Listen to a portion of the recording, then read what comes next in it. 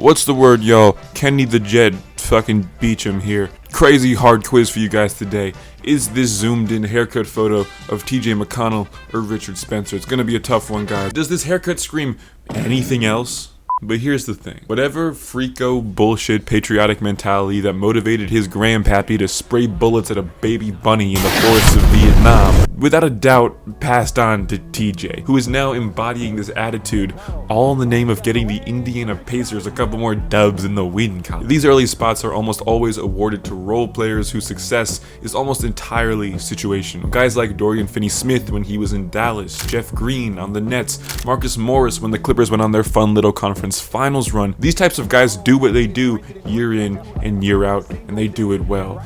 But only a select few each year have the pleasure of being a part of a playoff run that takes the NBA by storm. And this year, it was TJ's turn for that. Like we've always known, TJ McConnell's been that dude. He gives your favorite team hell and is a defensive pest for your team's top player every goddamn time his team faces yours. We all knew this, but never before had he been given the chance to thrive on a stage quite as bright as this one. Maybe that's a product of being Joel Embiid's teammate for too long, who knows, but when that opportunity finally came after 10 long seasons, did this guy seize it. I'm never gonna get a better chance to praise TJ McConnell, so fuck it, this is the year he checks the list. He was a roided up version of his typical annoying pesky self in the first two rounds against the Bucks and Knicks, but he truly upped the ante in the very short-lived conference finals matchup against the Boston Celtics. In this series, the scrappy guy, the hustler, the human embodiment of the player whose impact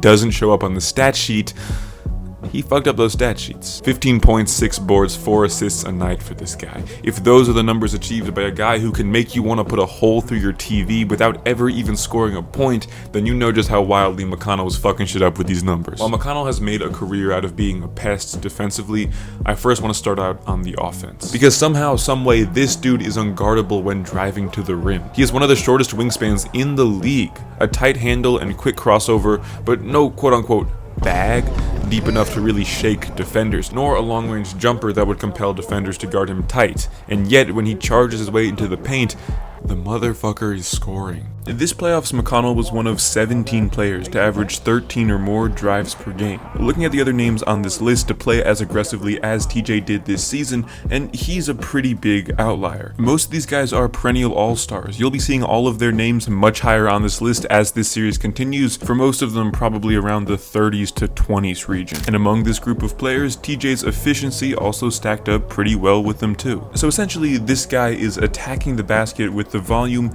and efficiency of an all-star. That's impressive for a backup point guard. This isn't just a I'm a Knicks fan and salty my team couldn't guard him kind of thing. I'm just gonna chalk it up to sheer intelligence. I think this guy is a master of identifying open lanes and fully committing when he decides to take advantage of. All Bucks, Knicks, and Celtics fans witnessed a couple possessions each night when their team played McConnell where the motherfucker found his way through the trees for two, and you just had to be sitting there scratching your head like what the fuck? And speaking of stepping up in the postseason, when the lights were brightest in the conference finals against the Celtics, Tyrese Halliburton, the league's #1 passer and playmaker, was willingly giving up the rock to TJ McConnell for him to bring it up the court and run the offense. How much of this has to do with Hallie being targeted by Boston's smothering D? Probably a good amount, but still, it exemplifies the trust his team has and puts in McConnell when shit hits the fan, and that he was fully capable of seizing such responsibility against the league's best. The man never backed down. Also, weirdly enough, that strange high-release, mid-range jump stop jumper, it goes in. It devastated my Knicks, the Celtics. The three isn't great, but the mid-range is absolutely money. It's disgusting, it's gross, it looks like it's straight out of fucking 1964, Jim Crow era bullshit, but it goes in. And then, of course, there's the defense.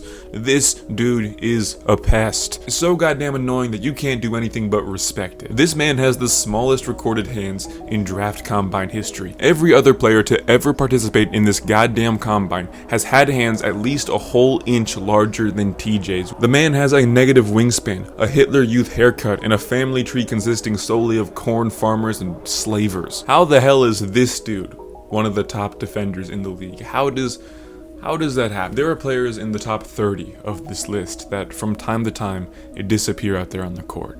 They can go quiet. McConnell never goes quiet. He's always going to make his presence known because hustle and effort are the name of his game, and he's delivering on that game in and game out. You need players you can rely on like this come playoff time, and hence he played a major role in Indiana making it so far this postseason. But wait, there's more, because this motherfucker can pass too. Indiana isn't really losing much on the playmaking or passing end of things when they sub out Indiana isn't really losing much on the playmaking and passing end of things as well when they sub out Halliburton and put in McConnell, which is saying a lot given how tremendous of an offensive conductor the all-star Halliburton truly is. McConnell racks up 6 assists a night as a backup point guard. He ranked 3rd in assist percentage this year and maintained a well beyond average assist to turnover ratio as well. Whether it be rising for a mid-range jumper, attacking a slim opening for a drive, or finding players for open looks, nothing about TJ's game is flashy,